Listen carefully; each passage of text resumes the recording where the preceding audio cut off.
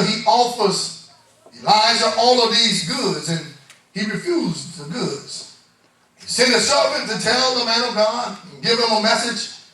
And then his servant decided, I can't pass up the silver and the gold. The servant got struck down with leprosy. And it's believed that Gehazi himself is one of these 4 lepers. And I found out something about leprosy. It is a terrible social disease. Amen. People will ostracize you. People will alienate you.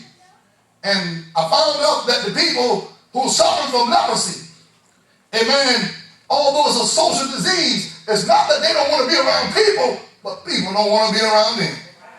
And when you look at this in the spirit, some of us have spiritual leprosy. It's not that we don't want to be around people, but people just don't want to be around you.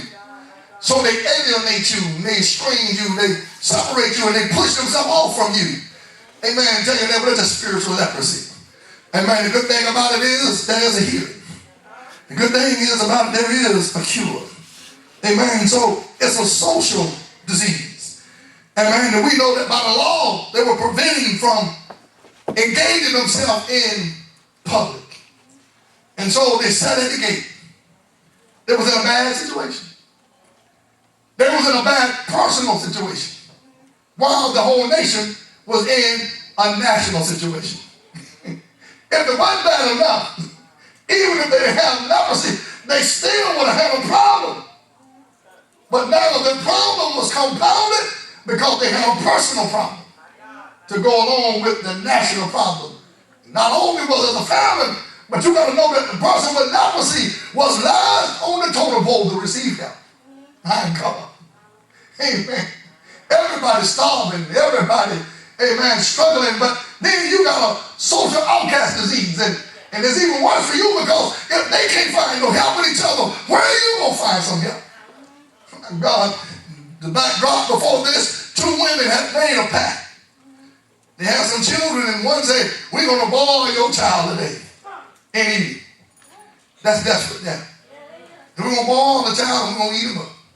Well, them greedy jokers got together and boiled up the one baby and ate him up. But when the next baby came to eat the other one, she hit us. And these women came to the king complaining, saying, this woman tricked. She told me, we made a league that we're going to eat mine and they eat her. In other words, I'm painting a picture to show you just how desperate the situation was. Well, these women, these people of Israel, have resorted to cannibalism. Something that they knew was against the law. They knew it was against God's charge for them to either offer up human sacrifice or to eat the human body. To even touch a dead thing was forbidden in the law.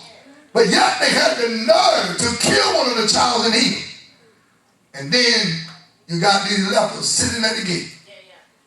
They're looking at each other. But look what they say. Look what they say. He says in verse 3, they sat at the gate and they said one to another, why are we going to sit here till we die? Now, it tells us that they knew it had to be a better opportunity. It tells me that they had faith in something. And maybe their faith was in what God had said in the chapter before. That by this time tomorrow, there's going to be some bread. Maybe that's why they got close to the gate. But what they didn't know, that God was going to use them to bring the bread. Amen. They just knew that there was a God said hanging out there. That the word of God had come through the prophet and said, by this time tomorrow, we're going to be able to eat bread and sell, and the price is going to bottom out because there's going to be so much to do. My God, so they sat there and said, let's get a little close to the gate. But look what it said. They said, if we say. They said, why sit until we die? Before they said, if we what? Say. Now, it's important to note that, because even though the situation was bad, they knew that was a worse thing than the situation been bad, and that was bad things coming out of their mouth. They said, if we say we're going into the, see, you got to be careful what you're going to say. Amen? You got to be careful of not saying what you see, but saying what God has said. The word has already come forth that the bread is going to be sold for a low price tomorrow. The word of God has already come forth that deliverance is taking place in 24 hours. But they say if we say that we're going to go over there, the famine is there. If we say it, then we're going to get what we say. So we ain't going over there. Tell your neighbor, what's the next move? But look what these knuckles set the present mind to do. They say, now therefore, we ain't going to talk about nothing. What we're going to do is this. We're going to put our faith into action. They said, let us go to the host of the Syrians. See, you got to understand one thing, too. Syria didn't have the law of Israel. They went under the law. So they said, maybe they'll treat us a little different. If they save us alive, then we're going to live. But if they kill us, what's the worst thing to happen? We're going to die anyway if we sit here and we ain't going to get nothing.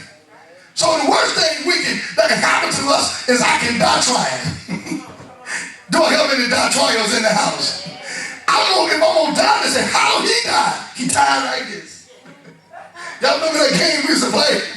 How did she die? She died like this. My God, if I'm going to die, let me die trying. I'm sure not going to die sitting down doing nothing. I'm sure not going to die sitting around waiting to see what the devil is going to do. So my question to you today is the church of God, the people of God, what is your next move? What's your next move? What you going to do about the situation? What you going to do about your problems? How are you going to make it from where you are? Look, it says, they rose up what? In what? Verse 5. And they rose up in what? See, you just can't let words be in the Bible and not look them up.